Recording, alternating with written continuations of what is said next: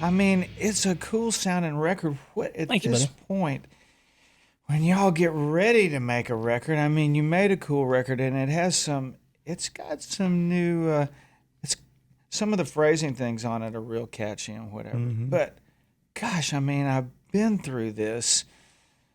When it's time, when you have the career, you guys are going into 20 years now. I mean, you're not quite there. I think, what was it, 2000, somewhere around there? It was I don't know. 2000, yeah. So close, but I mean, what's the conversation now, honestly, that you guys have when it's like, oh crap, we got to do this again? After you have that conversation, it's like, what are we gonna do? Well, honestly, we sit and talk and we go, okay, what did Brooks and Dunn do? Seriously, we've had those conversations. We had those conversations like, okay, it just all has to come down to the song, you know? I mean, and it's nice now how the model's changed, so we're not doing full albums anymore. We're not trying to find 11 singles, we're trying to find one. And so it really makes you focus and concentrate on the best thing at that time, and you know, and it's nice because it kind of takes the pressure off of trying to find, you know, an entire album, and nobody's buying them anymore.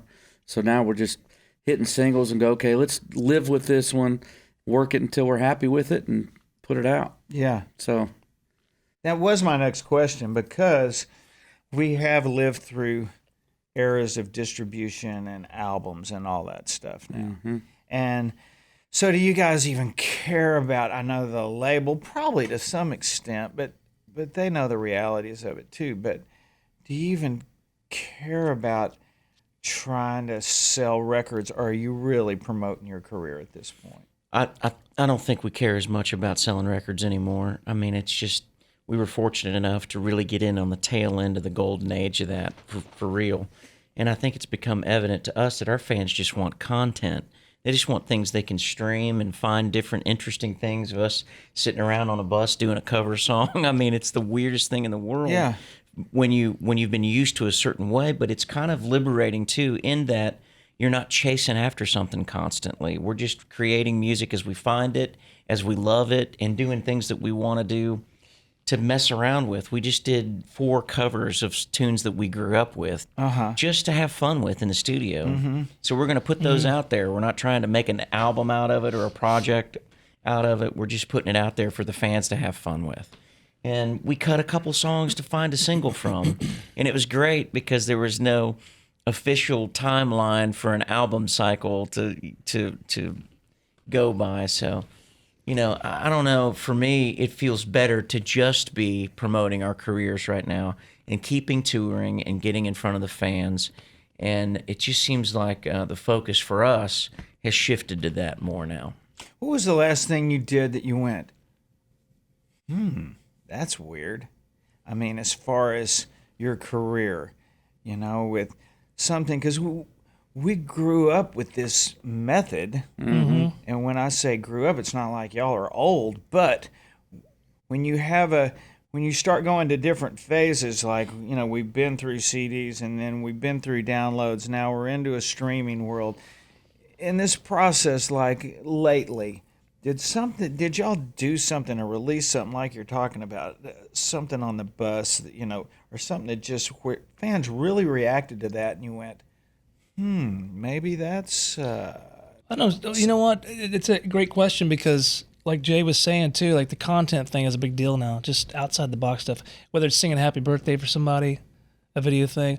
But one thing we did do in the last year and a half that was one of the biggest things we've done in a long time was a wedding crash. We literally crashed a wedding, and these people had no idea we're coming. And but the Rascal Flatts fans, we found out through the bride's sister, and so she hooked it all up, and it was like one of these really cool experiences out in the middle of nowhere, Wisconsin.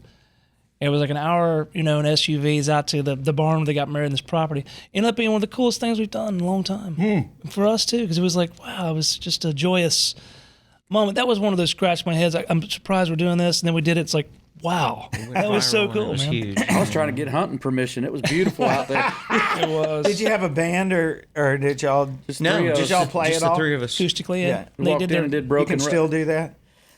Yeah, still do that. That old fingers still work. Knock the dust off the fingers. And, I hit spacebar.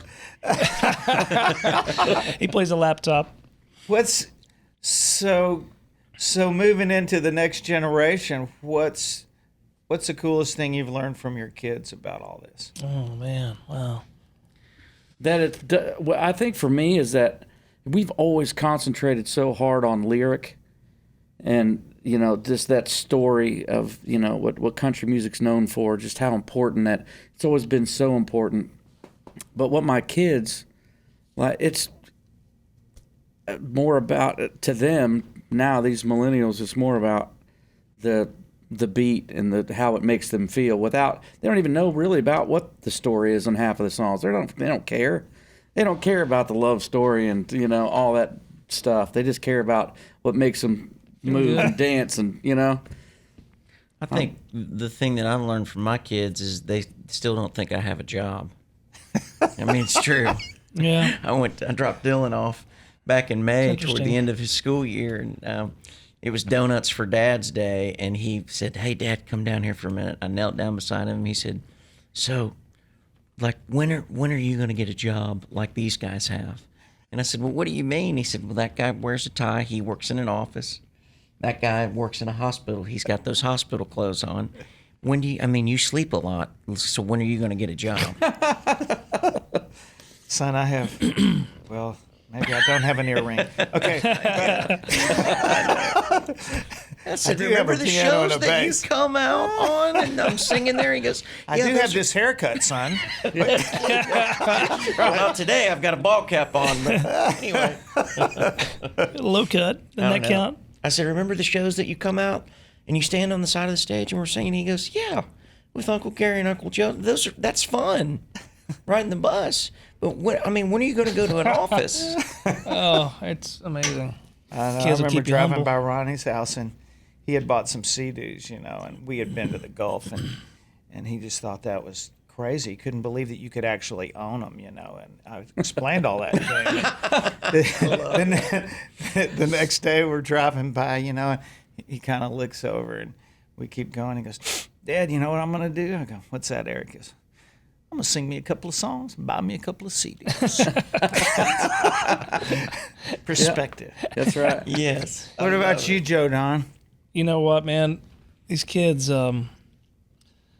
it's amazing what they make you see that you didn't before. And we talk about this stuff a lot. But before, we didn't have kids. When we had some of our bigger hits, Broken Road and My Wish and the stuff that now we're on stage and we sing these songs, and I'm thinking about my kids. We're thinking about our kids, and it's incredible what they make you see and feel that you didn't before.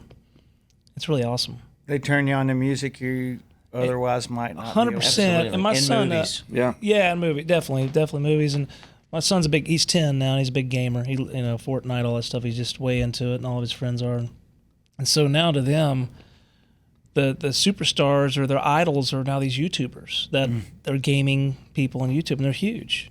And the music now that goes along with the gaming, they're hit songs to him. That's what he wants to listen to, And so I'll listen to some of that stuff, and it's amazing the thread and the storyline between the game and the music, and it's really well done stuff, and it's crafted in a really cool way. And so we'll dial up Spotify or whatever, and he's got his own playlist, and so I'll listen to his world. And I'll get inspired by that because it's definitely not stuff you're going to listen to every day on the radio. Yeah. And so it's like, wow, there's some really cool stuff here, and it's really well written. And so I love the fact that he gets it, understands it, he knows it's all tied together in his little world. And so, yeah, I step into his world when I go into his bedroom. It's like I'm in his world, his new universe, and I can't help but just be enthralled by it. It's awesome. If you're going to spend time with them, if you're going to connect, because I know with Eric and Molly, I'm like, Gary, I just live in the woods, but it wasn't their thing. It just, they kind of grew up in a Brentwood box. And I realized at some point when Eric was in there gaming a lot and whatever, I wasn't into it. But I realized I'm fixing to lose something here. Yeah. I'm fixing to lose a connection if I don't make an effort. And I just went out and sat out on his bed. I go, "So what are you doing? How does this work?" And I realized he's commanding, 20 people around the world with a headset. You know, it's like, yeah, John, he's in the Netherlands. You know, he's like, what are you doing? You're 9 years old. You know, it's like, who's John? And you know, but I kind of got into it, and next thing I knew, we were four-wheeling together too. Yeah. You know, just because we started communicating, and sometimes, as hard as it is, you got to go to them. You got to find their world too. You know, and sometimes I think we think we're doing that. We're connecting, and maybe we're not, you know. So you're right about music, though, because isn't it funny? You see on YouTube and stuff, like all these viral 3 and 4-year-old kids, and you know, maybe singing our songs even or whatever, but it's always the beat. They don't even know what they're singing, and it's really funny when they're singing whiskey drinking songs and stuff. They don't even know what they're saying. But if it's rocking, they're into it, you know. And that's I think as songwriters and artists, it's something to remember because there's a kid in all of us, you know. Sure, we can always connect with. You know, it's like Brooklyn. You know, it's like in October we're going to this. She's just ate up with BTS. The Korean boy band. Well, they've got a cure for that now. And then it'll clear it right out. And take that redness right now. Send some of that ointment at our house. Send some of that ointment to my house because it's ate up over there with BTS, and we're going to go see them. You know? They're huge, but man. They're Korean, you know. They don't know Korean. They just know what we're talking about. That. Did they sing in English? I saw them on 60 Minutes or something. There's one guy I think that raps, Rap Monster or something. I think he does some, but not Rap Monster. Rap Monster, yeah. I'm telling you. Yeah, they all have BTS names, DJ names and stuff. Yeah, there's an infection at the house just running rampant. That's the infection, The whole family's going to need therapy. All of us. This is going to rock your world, Gary. I can't wait till the next time, and I can find out all about that. Yeah, I'll take pictures. I'll show you. I'll give you the number of our pediatrician. Okay, that'd be perfect. Be perfect. Thanks for coming in, guys. Yeah. Congrats on the new record. Sounds great. Thank you. Appreciate it. You know, very much. Just push it on up. Keep the friends and neighbors singing. That's it. Trying.